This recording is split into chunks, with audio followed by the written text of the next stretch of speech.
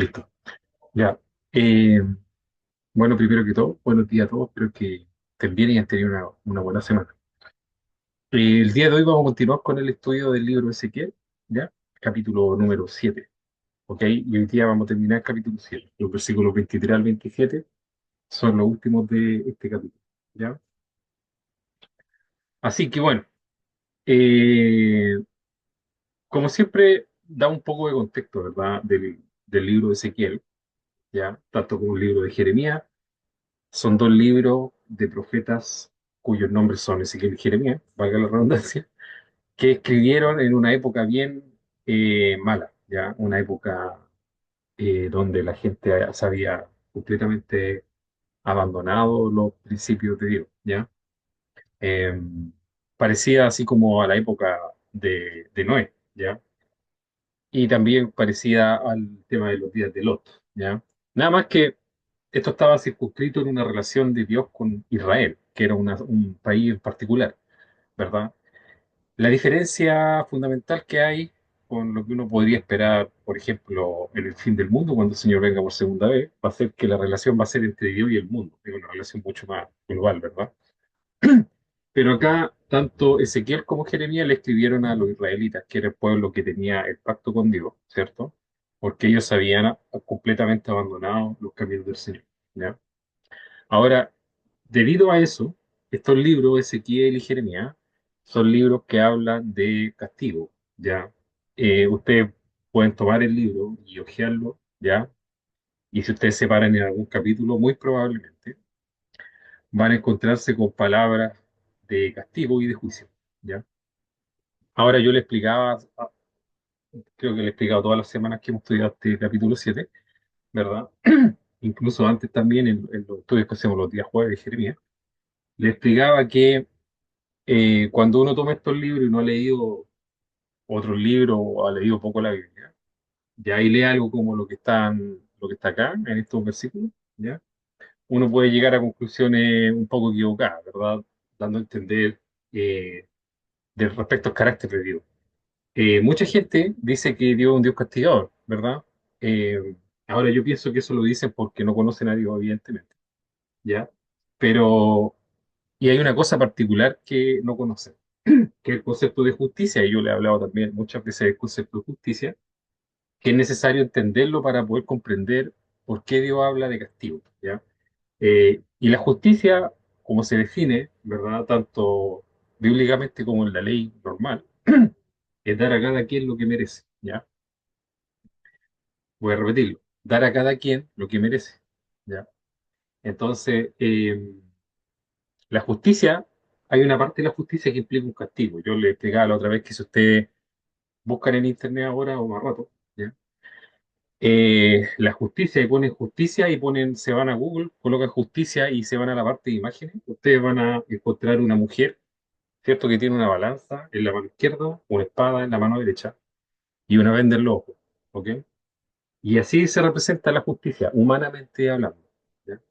Esto es del ser humano, que no estamos excluyendo a Dios en nada, ¿verdad?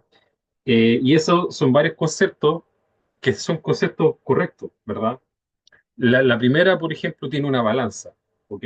Y la balanza significa que ella pesa la obra, ¿verdad? Y da a cada quien lo que merece, ¿verdad? Entonces, se ponen, eh, así como mitológicamente, se colocaban las malas obras en un lado y las buenas en otro lado. Entonces, dependiendo de cómo se balanceaba la balanza, ¿ya? Si tus malas obras eran mayores que las buenas, perdí, ¿verdad? Y si tus buenas obras eran mayores que las malas, ganabas, algo así, ¿verdad? Eh, la mano derecha hay una espada, ¿ok? Y la espada implica hacer daño, ¿verdad? Para cortar, ¿ok? Entonces se suponía que llegaba una persona y se enfrentaba a la justicia y la justicia balanceaba las obras buenas y las malas en la balanza, ¿ya? Y si las obras malas ganaban, con la espada lo mataban, ¿ya? Esa es es la idea de la espada. Y la venda en los ojos simboliza que no hace acepción de personas, ¿ya? ¿Ok? Entonces ese es el concepto original, así como humano, 100% humano de la justicia, pero resulta que ese concepto es el mismo que nos enseña el Señor, ¿verdad? El Señor dice que Él es justo y que por el hecho de ser justo Él va a dar un castigo al culpable, ¿ya? Entonces, y eso se refleja a través de toda la escritura, pero principalmente se refleja en lo que nosotros conocemos como el día del gran juicio, ¿verdad? O el día final del gran juicio, ¿ok? En donde va a ser el gran juicio, por eso se llama gran juicio, ¿verdad? Y en donde el Señor va a dar a cada quien lo que merece, ¿ya? En ese día, ¿ok? Vida eterna a los que buscan lo bueno y condenación eterna a los que hacen y buscaron lo malo, ¿ok? Entonces, yo le explicaba también que incluso en términos humanos, el concepto de justicia se aplica en nuestro día a día y nosotros a veces no nos damos cuenta. Yo les decía que, por ejemplo, si alguien le entra a robar a su casa o le hace algo malo ahora, ya que, por ejemplo, entrarle a robar a su casa es algo hoy en día, podríamos decir que la sacó barata, ¿verdad? Porque hoy en día se cometen acciones mucho más viles que esas. Pero no nos pongamos tan dramáticos y pensemos solamente que le van a entrar a robar a su casa, nada más, ¿ya? Si alguien entra a robar a su casa y le saca cosas de valor que usted tenga, joya, un computador, no sé, cosas de este estilo, que a usted le costaron esfuerzo adquirirlas, ¿ya? Y después ese ladrón lo atrapa, ¿usted qué esperaría que le pasara a ese ladrón? ¿Ya? Usted esperaría que ese ladrón recibiera un castigo, ¿cierto? Un castigo. ¿Ok? Eso es lo que usted esperaría que él recibiera. ¿Ok? Y dependiendo del país en que usted se encuentre, ese castigo puede variar. ¿Ya? En países más light le pueden dar le pueden dar, digamos, una multa. En países un poquito más serios le pueden dar, digamos, una pena de presidio, ¿ya? De X años en cárcel y en otros países que son bien estrictos los pueden hasta matar, ¿ya? Bueno, y hay otros países hoy en día en este mundo que no le hacen nada, lamentablemente, ¿verdad? La cosa es que el castigo es parte de la justicia, y yo siempre le he repetido esto como mantra a través de este capítulo, ¿ya? Que el castigo es parte de la justicia. Si no hay castigo, no hay justicia, ¿verdad? Entonces, si ese ladrón que usted le robó las cosas se va a enfrentar a un juicio en un tribunal de justicia, usted esperaría que el juez, que es el que está ahí para impartir justicia, lo condenara, ¿verdad? Le diera un castigo, porque si el juez mira al ladrón y dice, bueno, que me da pena este ladrón porque por tal y cual motivo, ¿verdad? Eso sería injusto, ¿ok? Porque al final la persona hizo un daño y tiene que pagar por ese daño que hizo, ¿ya? Entonces de ahí se viene el concepto de justicia y en términos humanos, ya no he hablado aquí nada de Dios. Pero si usted extrapola ese concepto a lo espiritual, es básicamente lo mismo, ya, es básicamente lo mismo. Usted esperaría que aquellos que hacen lo malo, ¿ok? Dios los castigue, ya. Entonces, cuando nos metemos estos libros, para volver a la rama inicial de lo que estaba hablando, cuando nos metemos estos libros de Ezequiel y Jeremías es básicamente eso, ¿verdad? Estos libros hablan mucho de castigo porque Dios está haciendo justicia contra su pueblo que hizo lo malo, ¿ya? Entonces por eso encontramos libros como estos, ¿verdad? Como Jeremías, como Ezequiel, que nos hablan de castigo, ¿verdad? Pero eso está bien porque el Señor en su palabra nos dice que el trabajo de nosotros en esta vida, ¿ya? Uno de los trabajos de nosotros en esta vida, una de las misiones de todos los que estamos acá, yo y ustedes, de esta vida es aprender a conocer a Dios, ¿ya? Y hay muchas personas que no conocen bien a Dios, ¿ok? Por ejemplo, cuando usted habla de una persona y usted resalta las puras cosas buenas de la persona, ¿ya? Y supongamos que llega alguien y usted le dice, ah, pero es que tú no lo conocís bien a ese, porque tú no lo has visto enojado, una cosa así, ¿ya? Entonces, hay personas que solamente conocen una parte de Dios o quieren conocer una parte de Dios, ¿verdad? Que es como la parte del amor, de la misericordia, lo cual es así, ¿verdad? Pero nosotros tenemos que aprender a conocer a Dios al 100%, ¿verdad? Y hay una parte de Dios que es justicia. Dios es justo. Dios es un juez universal, ¿verdad? Del universo. Y Él aplica la justicia. Y eso implica que va a dar un castigo a los que hacen lo malo, ¿ya? Y eso, hermanos, tenemos que grabarlo en nuestro corazón, ¿ya? Es importante que lo entendamos y lo entendamos bien, ¿ya? Que Dios es justo y por el hecho de ser justo, Él aplica castigo, ¿ya? Ese concepto es como el más importante, o uno de los conceptos importantes, porque Dios dice en la Escritura que Él no quiere ni sacrificio ni ofrenda. Lo que Él quiere es que lo aprendamos a conocer y a entender, ¿ya?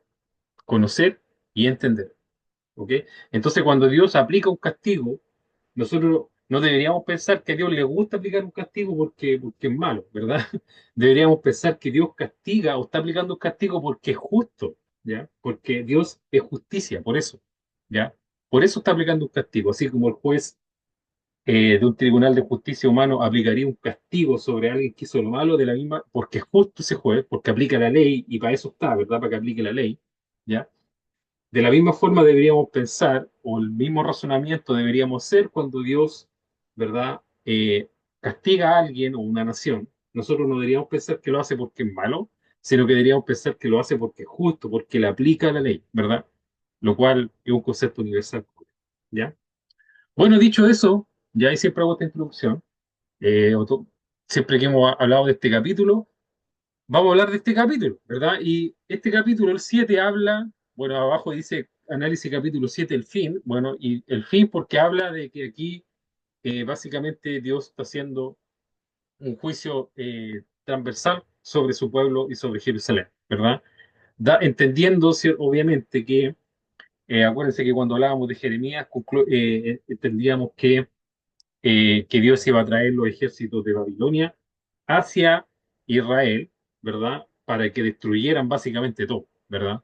Entonces Dios acá también hay un concepto importante que vemos que Dios muchas veces hace juicio a través de naciones, ¿ok? No solamente, no Dios baja así como personalmente a azotar a las personas, por así decirlo de una forma, ¿verdad? Lo que Dios hace es ocupar naciones, ¿verdad? En términos geopolíticos, así como geográfico-políticos, lo que Dios hace es ocupar personas, reyes, que en este caso hoy día no los conocemos como reyes, pero los conocemos como políticos, ¿verdad? Dios ocupa políticos y ocupa naciones para ejercer juicios y otras cosas más, ¿verdad? No solamente juicios, sino que también justicia, etcétera. ¿Ya? Dios ocupa los recursos que hay en este mundo, que son humanos, porque al final todo es de Él. Las personas son de Él, el mundo es de Él, las naciones son de Él, todo es de Él, ¿verdad? Entonces Él cuando hace justicia ocupa diferentes medios, ¿ok? Puede ocupar la naturaleza, puede ocupar los políticos, puede ocupar las naciones, etcétera, etcétera, etcétera, ¿verdad? Y acá vemos en este capítulo en particular que Dios está ocupando una nación, ¿cierto? Una nación, ¿ok? Y particularmente un político que se llama Nabucodonosor, que en ese tiempo era un rey, ¿verdad? Hoy día ya no hay reyes, bueno, hay reyes, el rey de España, no sé si han escuchado hablar de él, pero son políticos en general, hoy día se les conoce como políticos. Si usted habla con rey, no lo va a entender muy bien, digamos políticos, ¿verdad? Entonces, ¿qué dice en los versos 23 a 27? Dice, haz la cadena, porque la tierra está llena de crímenes sangrientos y la ciudad llena de violencia. Por tanto, traeré a las más perversas de las naciones y se apoderarán de sus casas. Haré cesar el orgullo de los poderosos y sus santuarios serán profanados. Cuando llegue la angustia, buscarán la paz, pero no habrá paz. Vendrá calamidad sobre calamidad y habrá rumor tras rumor. Entonces buscarán visión del profeta y la ley desaparecerá del sacerdote y el consejo de los ancianos. El rey hará duelo, el príncipe se vestirá de horror y temblarán las manos del pueblo de la tierra. Según su conducta los trataré y por su juicio los juzgaré, y sabrán que yo soy el Señor. ¿Ya? Y con eso termina el capítulo 27, el capítulo 7, que habla netamente, este sea un capítulo desde principio a fin, que habla de juicio. ¿Ya? ¿Ok? Así que, y castigo también, obviamente. ¿Ya? Así que, como es nuestra costumbre, vamos a hacer primero una introducción, ¿verdad? Y después, posteriormente, vamos a ir analizando verso a verso. Bueno, la introducción como que ya se la ha dado, ¿verdad? Nada más decir que este capítulo 7 habla sobre la destrucción inminente de Jerusalén por el juicio de Dios sobre su pueblo Israel. Y estos versículos en particular, del 23 al 27, son el clímax de las advertencias de Dios, ¿verdad? Y también, en un sentido más amplio, esta escritura y todas las similares a estas nos llaman a la vigilancia espiritual, ¿cierto? A entender de nuestra responsabilidad moral delante de Dios, sabiendo que Dios es justo y que va a traer toda acción nuestra a juicio, ¿ya? Entonces tenemos que entender eso, es un concepto importante entender, ¿ya? Muchas veces nosotros actuamos en nuestra vida cotidiana como si Dios no existiera, y eso está mal, porque Dios, obviamente está mal, ¿verdad? Porque Dios va a traer a juicio todas las cosas que nosotros hagamos, ¿ya? Así que no creamos que nos vamos a salir con la nuestra, ¿ya? todas las cosas, hermanos, tienen consecuencias ya en nuestra vida, en esta o en la venidera, o muchas veces en esta y en la venidera, ¿verdad? Ambas dos, ¿ok? Entonces tenemos que entender que Dios es justo y que va a aplicar una justicia. Y aplicar justicia implica un castigo sobre los que hacen lo malo. Muchas veces nosotros pensamos que nuestras acciones no son malas, pero tenemos que medirla en base a la ley de Dios, al carácter del Señor, ¿verdad? ¿Ok? No en base a nuestro concepto humano que hemos aprendido, donde sea que lo hayamos aprendido, ¿verdad? Como yo les decía la otra vez, mucha gente rechaza a Dios porque ellos piensan que son buenos. Yo les decía cuando hablábamos de la predicación del Evangelio, haciendo un paréntesis, ¿verdad? Cuando hablamos de la predicación del Evangelio, yo les decía que cuando ustedes le hablan de Dios a una persona, muchas veces esa persona le va a decir que, pero yo soy bueno, en realidad no hago nada malo, ¿verdad? Y yo les decía que esa declaración que hace la gente, yo pienso que es una declaración genuina, pero evidentemente, o sea, a lo que me refiero con eso, no creo que estén mintiendo, ¿verdad? Pero evidentemente no tienen consideración o lo dicen de esa forma porque no conocen la ley del Señor, ¿verdad?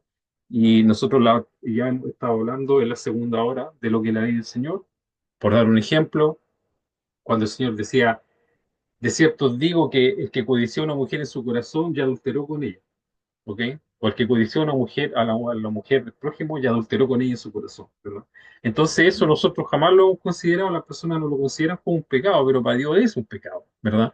Entonces, todas estas cosas a nosotros nos tienen que dar a entender, ¿verdad? Que tenemos nosotros una responsabilidad moral con Dios. El pueblo la tuvo, una responsabilidad moral con Dios, pero fallaron, ¿cierto? Y por el hecho de fallar y por no arrepentirse, ¿cierto? Ellos tuvieron las consecuencias que tuvieron. Y es por eso importante también que nosotros entendamos ese concepto.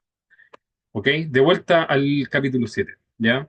Entonces, como les dije, vamos a ir analizando verso a verso. El 23 dice, haz la cadena porque la tierra está llena de crímenes sangrientos y la ciudad llena de violencia. Este versículo nos indica por qué o cuál era la razón del juicio, ¿verdad? Y la razón del juicio es que iba a haber, es que la tierra ya estaba llena de crímenes sangrientos y la ciudad llena de violencia. Ya ese era el problema que había acá, y este problema se llama injusticia, se llama pecado, ¿verdad? Ese es el problema que había, ¿ok? Ahora, Dios le da una orden de hacer una cadena, ¿verdad? De que Ezequiel en efecto tuvo que hacer una cadena, ¿verdad? Pero esta cadena simboliza el cautiverio, ¿ok? ¿Por qué? Bueno, porque el pueblo iba a ser llevado en cadenas a Babilonia. ¿Ok? Eh, bueno, hoy día esto de las cadenas no se ve mucho, salvo las esposas que le ponen a las personas que arrestan, las esposas acá que le ponen en las manos, que son como unas cadenas, ¿verdad? No sé si ustedes la han visto, muchas de estas esposas están así como que se apretan en las manos y también en los pies, ¿ya? Para que las personas no puedan moverse libremente. Pero antiguamente, ¿verdad? A la gente también la colocaban en cadena. Y cuando habían los prisioneros de guerra, cuando existaban, uno llevaba prisioneros de guerra, se los llevaban en cadena, ¿ya? Entonces, cuando Dios le da la orden a Ezequiel de que se ponga estas cadenas, ¿ya? Evidentemente le está diciendo que va a ser eso una señal para el pueblo que iban a ser llevados en cadena, ¿verdad? Y principalmente este versículo nos habla del tema de los delitos de sangre y la violencia, ¿verdad? Esto se refiere a asesinatos, injusticias, corrupción que ha impregnado a toda la sociedad, ¿verdad? Entonces los delitos de sangre y la violencia se refieren a todo tipo de injusticia, que no eran injusticias que fueran ocasionales, ¿verdad? O que pasaban de vez en cuando, sino que eran injusticias que estaban presentes en el día a día del vivir de ellos, ¿ok? Entonces eso se refiere a los delitos de sangre, ¿verdad? Y cuando existe una sociedad que está impregnada de esta violencia, ¿ya? Nada bueno puede pasar, ¿verdad? Porque históricamente en la Biblia se ha dado eso. Por ejemplo, Génesis 6, 5, 8 dice, para los tiempos de Noé y del diluvio, el Señor vio que era mucha la maldad de los hombres en la tierra y que toda intención de los pensamientos de su corazón era solo hacer siempre el mal. Y al Señor le pesó haber hecho al hombre en la tierra y sintió tristeza en su corazón. Entonces el Señor dijo, borraré de la superficie de la tierra al hombre que he creado, desde el hombre hasta el ganado, los reptiles y las aves del cielo, porque me pesa haberlos hecho. Pero Noé halló gracia ante los ojos del Señor, ¿verdad? Entonces, Vemos la razón del juicio en los tiempos de Noé. ¿Cuál fue? La violencia y la sangre, el derramamiento de sangre, ¿verdad? Fue la razón por la cual el Señor trajo ese juicio, ¿verdad? Por la maldad del hombre, porque se había corrompido su creación, ¿cierto? También tenemos en Lucas 17, 26, 29, que nos habla de la venida del Señor, ¿verdad? Y nos dice cómo va a ser la venida del Señor. Dice, tal como ocurrió en los días de Noé, así, así será también en los días del Hijo del Hombre. Comían, bebían, comían, bebían, se casaban y se daban en casamiento hasta el día en que Noé entró en el arca y vino el diluvio y los destruyó a todos. Fue lo mismo que ocurrió en los días de Lot. Comían, bebían, compraban, vendían, plantaban, construían. Pero el día en que Lot salió de Sodoma, llovió fuego y azufre del cielo y los destruyó a todos, ¿verdad? Entonces, bueno, muchas veces se habla y se hipotetiza o se plantean teorías de si estamos lejos, cerca de la segunda venida del Señor, de que hay esta señal, de que hay una guerra en tal lugar y muchas cosas, ¿verdad? Pero yo siempre le he tratado de decir a ustedes que la señal más evidente de la segunda venida del Señor es la maldad, ¿ya? Usted debería estar poniendo atención a eso, más que a otras cosas, ¿verdad? Porque el Señor Jesús nos dijo que tal como ocurrió en los días de Noé, así también será en los días del Hijo del Hombre, ¿verdad? O sea que cuando venga el Señor por segunda vez, la tierra va a ser como en los días de Noé. Bueno, ¿y qué pasó en los días de Noé? Acá arriba se nos dice, ¿verdad? Se nos dice acá arriba en el versículo 5 del capítulo 6 de Jeremías, acá, o sea, de Génesis, ¿verdad? ¿Qué pasaba en los días de Noé? Decía que toda intención de los pensamientos de su corazón era solo hacer siempre el mal, ¿verdad? Y dice que era mucha la maldad en la tierra. Siempre ha habido maldad en la tierra, ¿verdad? Siempre, ¿ok? Pero en este tiempo particular de Noé había mucha, ¿verdad? Mucha. Entonces, no era que había maldad, sino que había mucha maldad.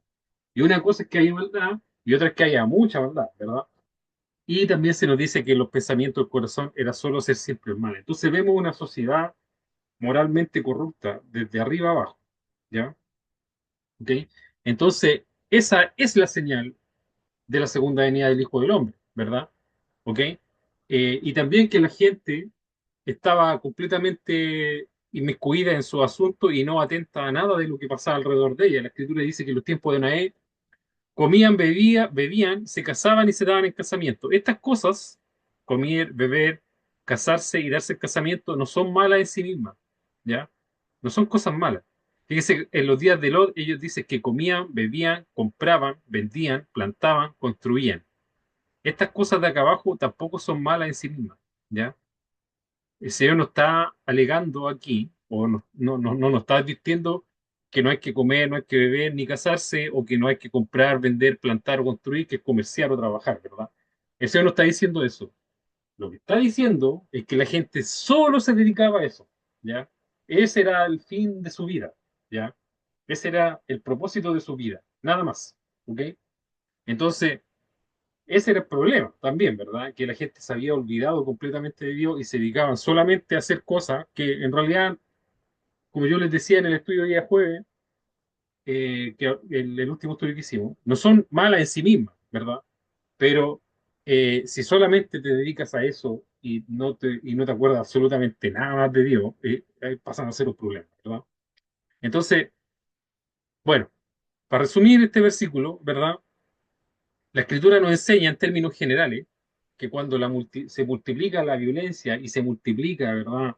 Todo lo que es la maldad, pasa algo más, ¿verdad? Y pasó en los tiempos de Noé, pasó en los tiempos de Lot, pasó en los tiempos de acá, de Israel, cuando ellos, a lo mejor en el tiempo de Israel no hubo un diluvio, ¿verdad? O no cayó fuego del cielo, pero hubo un juicio. Y ese juicio implicó que el pueblo, el país, fue destruido. No quedó nada después, ¿ya? Entonces, probablemente cuando en una sociedad se empieza a multiplicar la maldad y la injusticia, a lo mejor, no sé yo, pero a lo mejor no va a caer ni fuego al cielo, ni va a venir una inundación, pero van a venir juicios de Dios, ¿ya? Eso es un hecho, ¿ok? No hay que ponerlo en duda. Y los juicios de Dios, yo le explicaba la otra vez que tienen la forma de violencia, ¿ya? De violencia, tienen la forma de de inflación, ¿ya? De escasez, de enfermedades, ¿ok? Y todo tipo, digamos, de cosas malas, ¿verdad? Que esos son los caballos del apocalipsis, ¿verdad? De engaño también, ¿ok? Caballo del apocalipsis, caballo rojo es violencia. El caballo negro, creo que es que viene después, es hambre y sobre todo inflación. Ya cuando lo analizamos eso, ¿se acuerdan que analizamos el tema de la balanza y que un pan valía como el jornal de un día entero? ¿Ok? Y también después enfermedad y otras cosas más. ¿Ya? Entonces, esos son los juicios de Dios, ¿verdad? Que vienen sobre la tierra por el pecado y la maldad. ¿Ya? Así que estas cosas que yo estoy hablando ahora nos sirven para poder entender, ¿verdad? Entender las cosas que pasan a nuestro alrededor. ¿Ya? Para tener los ojos abiertos espirituales, hermano. ¿Ya? Eso es. ¿Ok? Sigamos. Verso 24. Por tanto, traeré a las más perversas de las naciones y se apoderarán de sus casas. Haré cesar el orgullo de los poderosos y sus santuarios serán profanados. ¿Verdad? Bueno, aquí, como yo lo enuncié en la introducción, aquí Dios anuncia que va a usar a los babilonios, ¿verdad? Para traer juicio sobre su pueblo. Los babilonios eran una nación conocida por su crueldad y ellos iban a ser el instrumento de juicio de Dios. Yo les digo, como les dije en un principio, el Señor ocupa diferentes medios que Él tiene para hacer su juicio, ¿verdad? Ocupa principalmente, ¿qué cosa ha ocupado el Señor? Principalmente a través de la Escritura. Principalmente tres, ¿ya? O dos, porque la uno y la dos caen como dentro del mismo grupo, ¿verdad? Ocupa naciones, ¿ya? Que estos son países, ¿ok? Y ocupa reyes, que se conocen hoy en día más coloquialmente como políticos, ¿verdad? Y también ocupa la naturaleza, ¿verdad? Desastre y cosas así como teníamos el día del diluvio y cosas por el estilo, ¿verdad? Y menos comúnmente cosas que son como más sobrenaturales, ¿verdad? Como los días de Lot, ¿verdad? Que trajo fuego al cielo, que es algo súper más sobrenatural, que es como una excepción, por así decirlo, ¿verdad? Entonces, esas son las cosas que ocupa el Señor, ¿verdad? Y acá, ¿qué está ocupando otro país? ¿Verdad? Está ocupando una nación, o en realidad no era solo una nación, eran varias naciones, que se conocían como los babilonios, ¿verdad? Y en la escritura se nos habla de los babilonios, ¿ya? O los caldeos, ¿verdad? En Habacuc, no se conocen ese libro, alguna vez lo leí, ¿no? Habacuc, capítulo 1, versículo 6 al 11, dice: Porque yo levanto a los caldeos, esa gente cruel e impulsiva que va por toda la tierra apoderándose de territorios que no le pertenecen, aterrorizando a los demás y respetando solo sus propias leyes. Sus caballos son más rápidos que leopardos y más veloces que lobos nocturnos. Haré que vengan golpeando, o sea, haré que vengan galopando desde tierras lejanas. Serán tan rápidos como buitres que se lanzan para devorar su presa. Todos ellos traerán violencia y avanzarán con rapidez, directo hacia sus víctimas. Tomarán tantos prisioneros como granos de arena. Se burlarán de los reyes y harán chistes de los altos funcionarios. Se burlarán de todas las ciudades fortificadas. Harán terraplenes para escalar sus murallas y capturarán con facilidad esas ciudades. Luego se irán de allí como el viento. Creen que Dios es su fuerza, ¿verdad? Estos son los caldeos, ¿verdad? Entonces era un pueblo que era, bueno, que era malo, ¿verdad? Que era un pueblo era un pueblo de guerra, ¿cierto? Entonces, Dios, ¿qué hace con este pueblo? Bueno, lo ocupa para castigar a su pueblo que era malo, pero que no sé si que era tan malo, ¿verdad? Porque los judíos eran bastante malos, pero los caldeos eran peores, si es que podían ser peores, ¿verdad? Entonces, bueno, este versículo nos dice, ¿o qué podemos aprender de este versículo? Básicamente el Señor ocupa naciones, gobernantes, ¿verdad? Etcétera, para traer su juicio sobre la tierra, sobre el pueblo, sobre la gente, ¿verdad? Porque al final lo que hace Dios con esto es impartir justicia, digamos, sobre las personas que se desvían y empiezan a hacer lo malo en el mundo, ¿verdad? El versículo 25 dice, cuando llegue la angustia buscarán la paz, pero no habrá paz, ¿verdad? Entonces, ¿qué nos dice este versículo, verdad? Bueno, que cuando hay violencia y mucha violencia, lo único que uno quiere es que haya paz, ¿verdad? Evidentemente. Cuando dice, cuando llegue la angustia buscarán la paz, ¿cierto? Bueno, eh, lamentablemente muchas personas quieren paz cuando ya están un poco angustiados con tanta violencia que hay, ¿verdad? Entonces, en ese tiempo como que tratan de buscar la paz, ¿ya? Pero acá se nos dice que cuando ellos quieran hacer eso, no va a ser posible encontrar la paz, ¿verdad? Entonces, bueno, eh, no hay tanto mucho que ver acá, ¿verdad? Pero eh, bueno, aquí se ve un poco de desesperación, ¿cierto? Por enfrentar las consecuencias de esos pecados, ¿cierto? Ahora, también esto lo estudiamos hace una semana atrás, no sé cuántas semanas, yo no me acuerdo, pero lo estudiamos en Jeremías cuando íbamos en el capítulo 6, ahora vamos como en el 18, ¿ya? Así que en realidad fue hace harto tiempo atrás, ¿verdad? Eh, Aquí Jeremías criticaba a los falsos profetas que proclamaban paz, ¿verdad? Por ejemplo, cuando estudiamos Jeremías 6, 13, 14, decía lo siguiente, dice, porque desde el menor hasta el mayor, todos ellos codician ganancias y desde el profeta hasta el sacerdote, todos participan del engaño. Curan a la ligera el quebranto de mi pueblo diciendo paz, paz, pero no hay paz, ¿verdad? Eh, ya, entonces hay otra escritura, y ahí las vamos a analizar las dos juntas después, ¿verdad? Que habla, ¿verdad? De 2 Timoteo 4:3-4, que habla también de un tipo de personas que son parecidas a los falsos profetas de Jeremías, que dice lo siguiente, 2 Timoteo 4:3-4, dice, porque llegarán tiempos en que la gente no querrá escuchar la verdadera enseñanza que conduce a una vida recta, y solo buscarán rodearse de maestros que los complazcan diciendo lo que quieren escuchar. La gente dejará de escuchar la verdad y comenzará a dejarse guiar por historias falsas, ¿verdad? Esta es una versión Dios habla hoy, que es un poco más clara, ¿verdad? La otra vez el hermano Jorge la mencionaba y me pareció bueno incluirla, ¿verdad? Ahora, ¿qué quiere decir estos dos versículos? ¿Por qué son similares, verdad?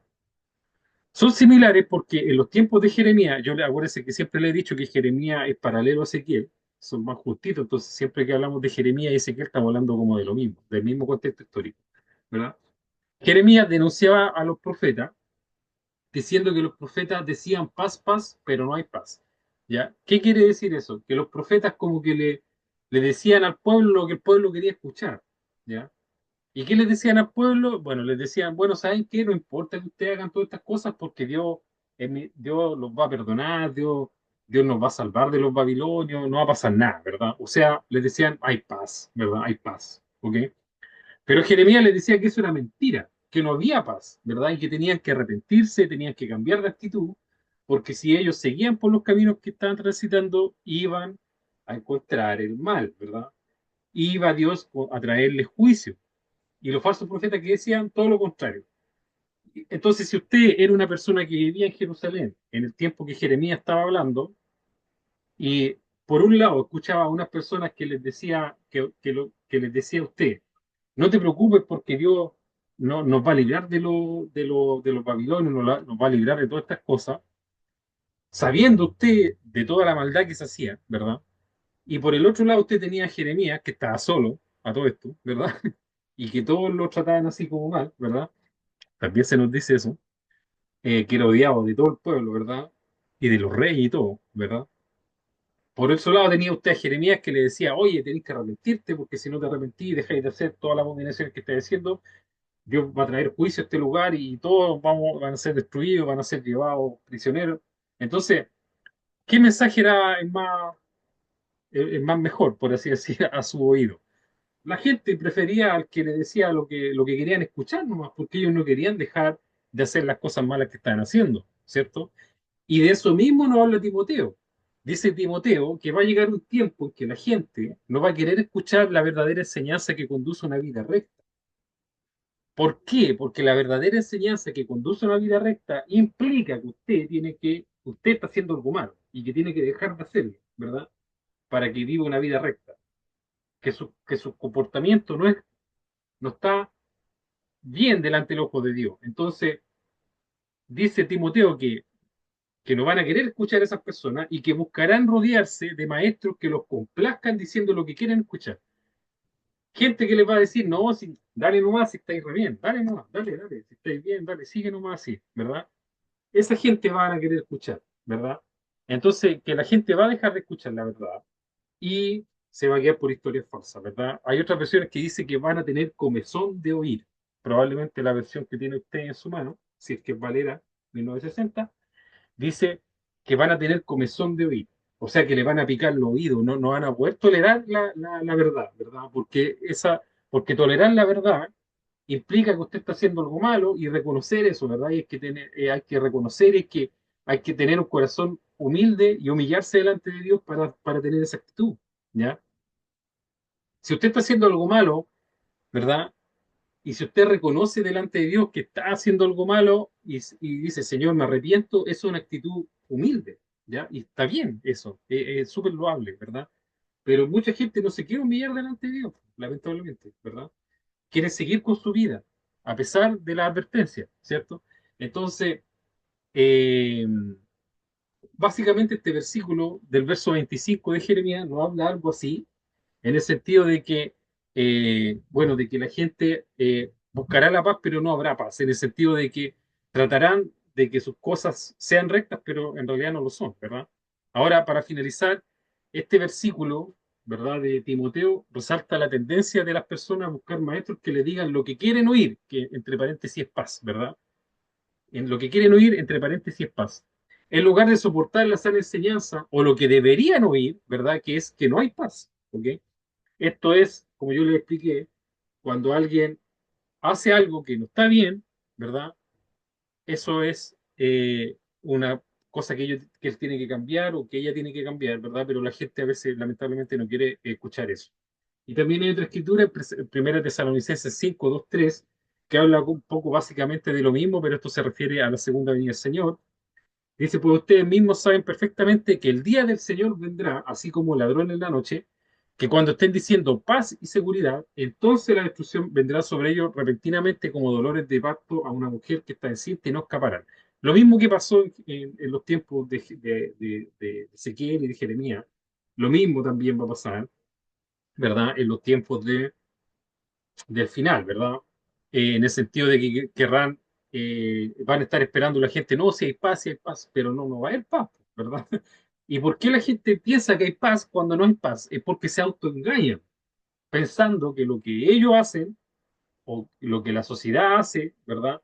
Está bien, siendo que no está bien. Delante del ojo del Señor no está bien. Y muchas, les puedo dar un millón de ejemplos, pero no me quiero alargar. No sé si un millón, pero varios ejemplos de cosas que hoy en día se consideran buenas que no lo son, ¿ya? No lo son, ¿ok? Hay muchas cosas, y véalo usted, ¿verdad? Hay muchas cosas que hoy día se consideran así como inofensivas, pero no lo son, hermano, ¿verdad? Son cosas que el Señor aborrece. Entonces, tenemos que tener cuidado con esto, ¿verdad? No pensar que hay paz cuando no la hay, ¿verdad? Que fue el problema que tuvieron ellos, ¿verdad? Los israelitas. El verso 26 dice, vendrá calamidad sobre calamidad y habrá rumor tras rumor. Entonces buscarán visión del profeta y la ley desaparecerá del sacerdote y el consejo de los ancianos, ¿verdad? ¿Ok? Entonces, ¿de qué se trata este versículo?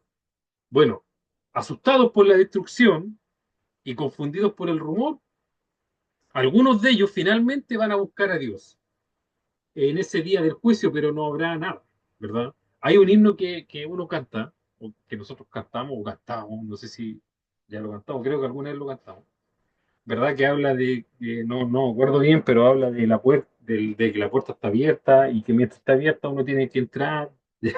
No me acuerdo muy bien ya. Pero dice que cuando la puerta se cierre ya hasta ahí no va a llegar, ¿verdad? Y también fue algo similar a lo que pasó en los días de Noé, ¿verdad? En los días de Noé, Noé les predicó como, no sé, por cuánto tiempo fue, ya también se me olvidó, ando con mala memoria, pero fueron muchos años, ¿verdad?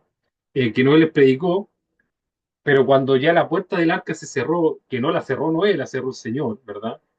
Y ya después ellos quisieron entrar, no pudieron entrar, ¿ya? Porque ya se había acabado el tiempo, era time's up, ¿verdad? Se acabó el tiempo y este versículo más o menos nos habla de eso, ¿verdad?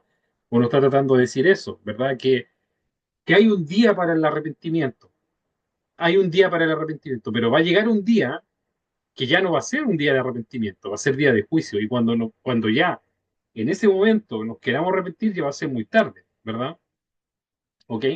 Entonces acá, en este verso 26 se nos dice que cuando pasó esto en Jerusalén, Y cuando ellos realmente cayeron en cuenta de que venía el juicio y de que, no, de que todo lo que habían ellos estado pensando era falso, en ese momento se quisieron volver a Dios, pero buscando palabra, ¿verdad?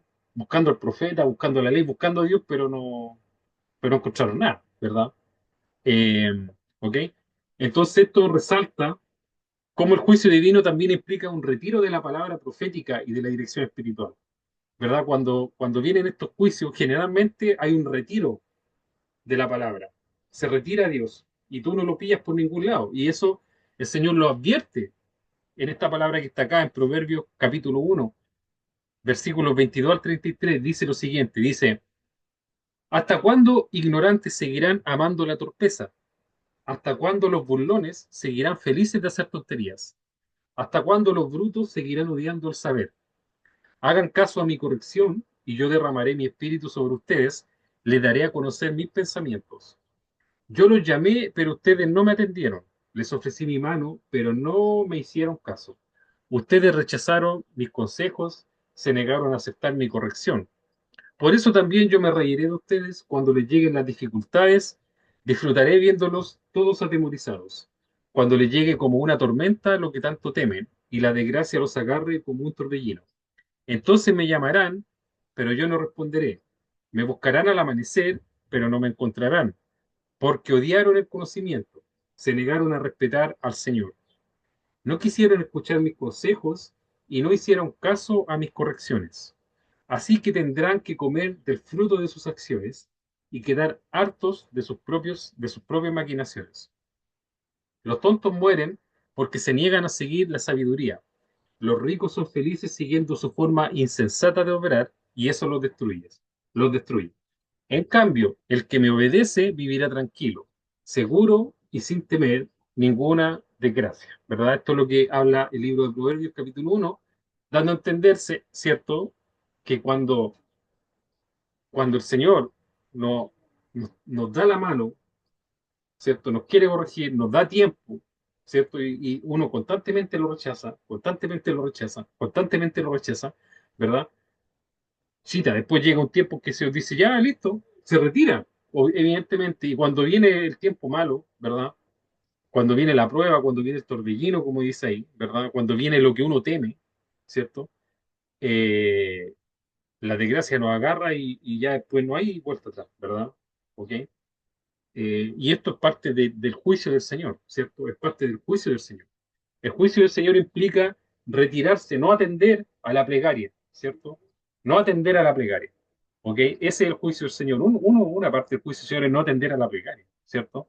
Cuando uno está en problema y clama al Señor, una parte del juicio puede ser que si uno te va a escuchar, ¿verdad? ¿Y por qué no te va a escuchar?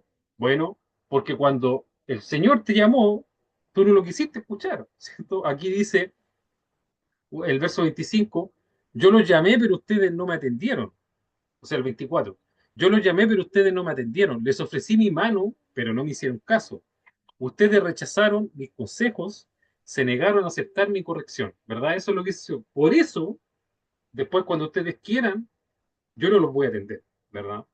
Y es un concepto espiritual que se repite muchas veces en la Escritura. Por ejemplo, cuando nosotros nos vamos al Nuevo Testamento, uno de los consejos que Dios le da a los esposos, por ejemplo, le dice, esposos, traten a ver, hoy tengo mala memoria. Eh, Dice, esposos traten con suavidad o con cuidado a sus esposas, porque si no, sus oraciones no serán escuchadas, ¿verdad? Algo así dice, ¿verdad? No exactamente así, pero esa es la idea, ¿verdad? Dándonos a entender que si usted lleva una vida, ¿verdad? Que no se conforma a los preceptos del Señor, difícilmente Dios lo va a escuchar, ¿ya? Porque primero Dios espera que corrijas tu vida, ¿ya? Y después, ¿cierto? O que te arrepientas, ¿verdad? Y después puedas acceder, digamos, al trono del Señor, ¿verdad?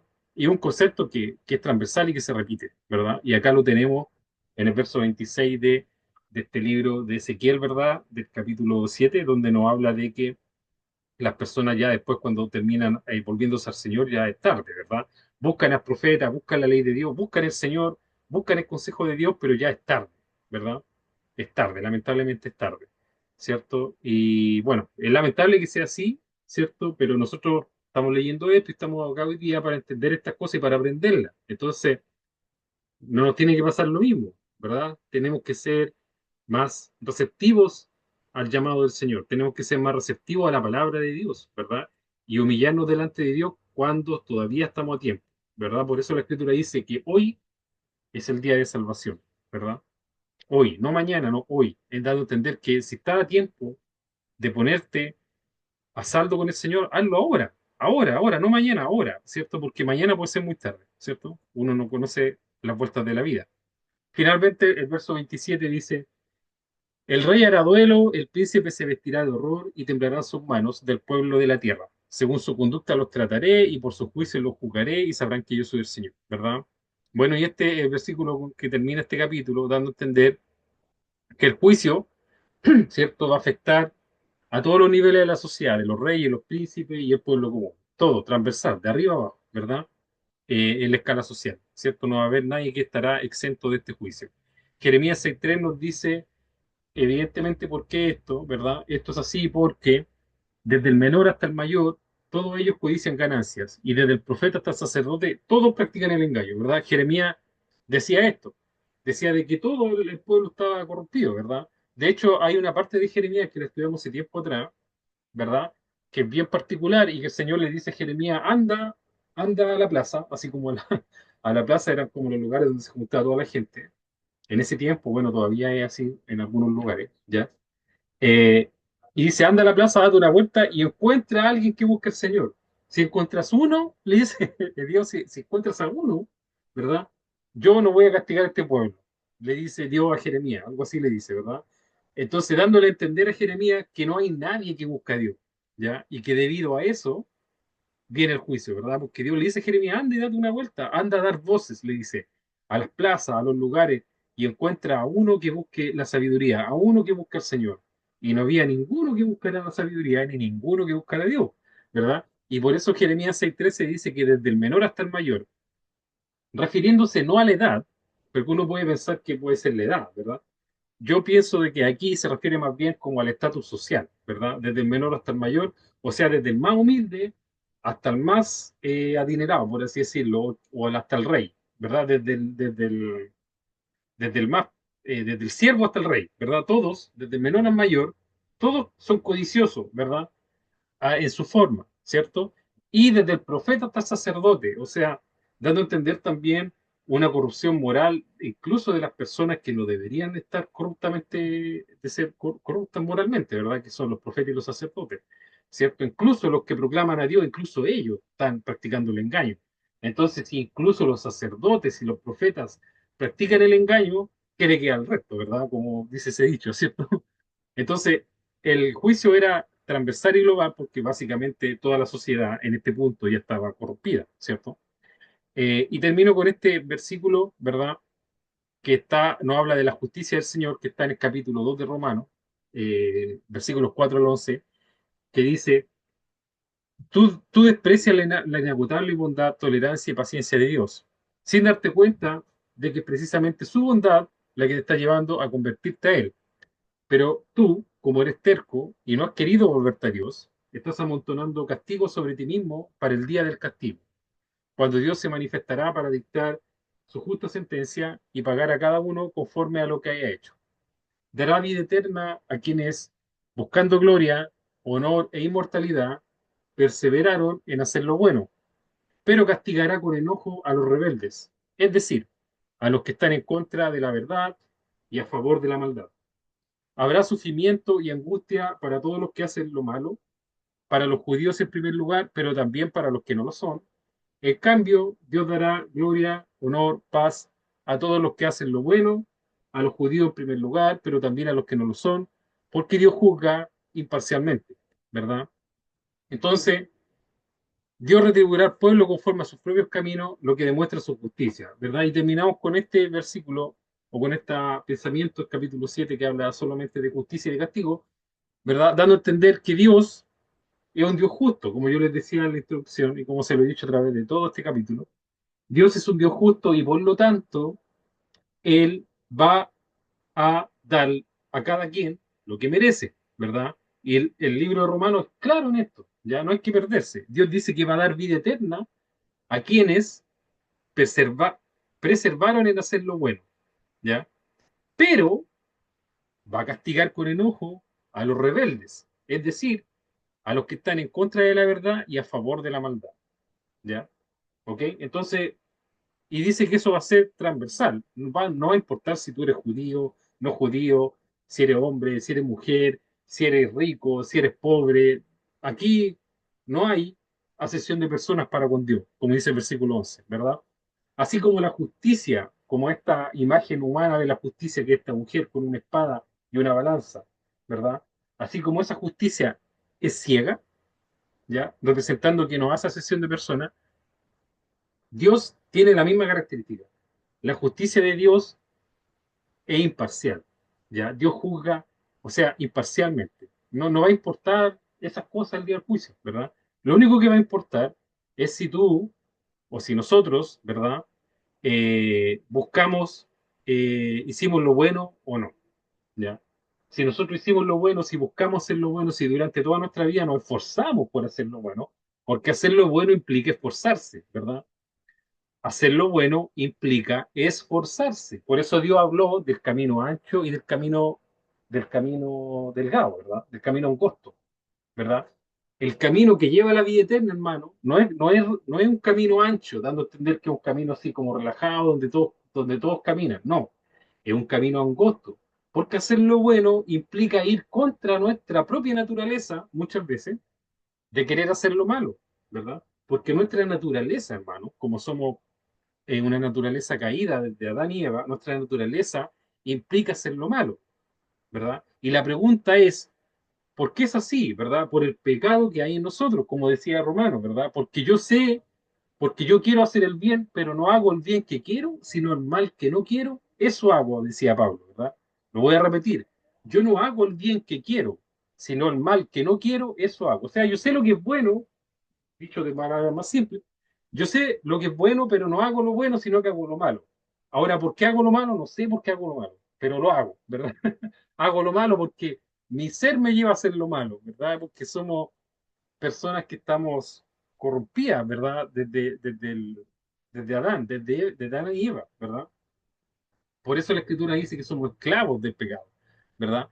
Entonces, cuando nosotros nos arrepentimos al Señor, ¿verdad? En arrepentimiento y en el bautismo y nos volvemos a Dios, ¿cierto? Nuestra naturaleza nos va a llevar a hacer lo malo, pero vamos a tener que luchar contra esa naturaleza. Por eso Cristo dice que el que quiera seguirme, tome su cruz y sígame, ¿verdad?